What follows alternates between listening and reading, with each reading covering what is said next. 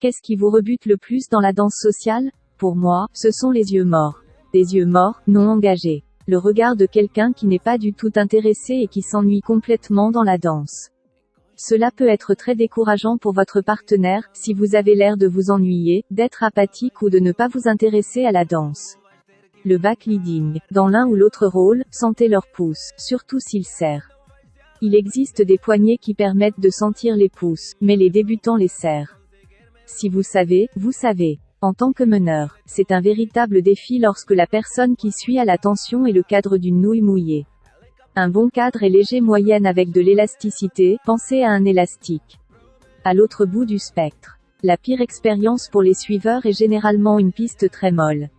Quand il n'y a pas de tension ou de direction, et que le suiveur est forcé de mener en arrière parce qu'il n'a pas de direction autrement. Un des meilleurs conseils que j'ai entendu pour les suiveurs est le suivant.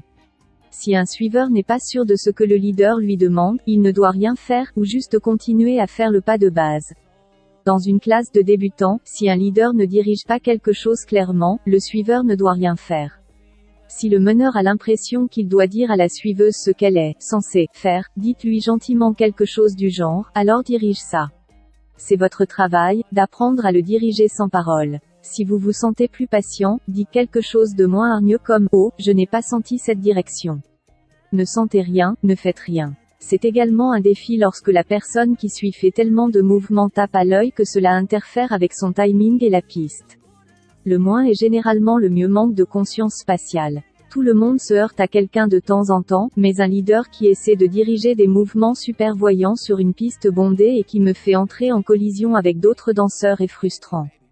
Les leaders essaient de toucher le visage, la tête de leurs disciples ou de rapprocher leur tête de la leur, et je ne parle pas des roulements de tête et autres. Cela peut sembler bien trop intime pour certains suiveurs. Les leaders qui sont beaucoup plus petits que le suiveur et qui essaient de faire des dips ou d'autres styles qui ne fonctionnent pas avec la différence de taille. En salsa, les leaders qui bougent comme une poupée de chiffon pendant toute la durée de la chanson. Des pirouettes, des virages et des tours non-stop. Et pendant tout ce temps, votre bras est sur le point de sortir de sa douille parce qu'ils utilisent trop de force.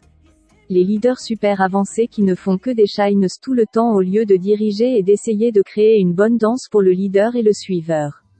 Lorsqu'un leader enchaîne les mouvements de fantaisie sans faire de pause, lorsqu'il ne donne pas de signaux, préparation appropriée et lorsqu'il vous reproche de ne pas être capable de faire le mouvement. Lorsque quelqu'un est vraiment à côté de la plaque, mais qu'il vous blâme et dit que vous êtes à côté de la plaque.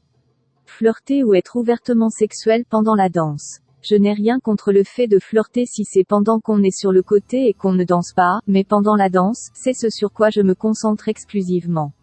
Ce qui me rebute le plus, une mauvaise attitude par exemple, pas de sourire ou d'admiration, absence de contact visuel, air ennuyé.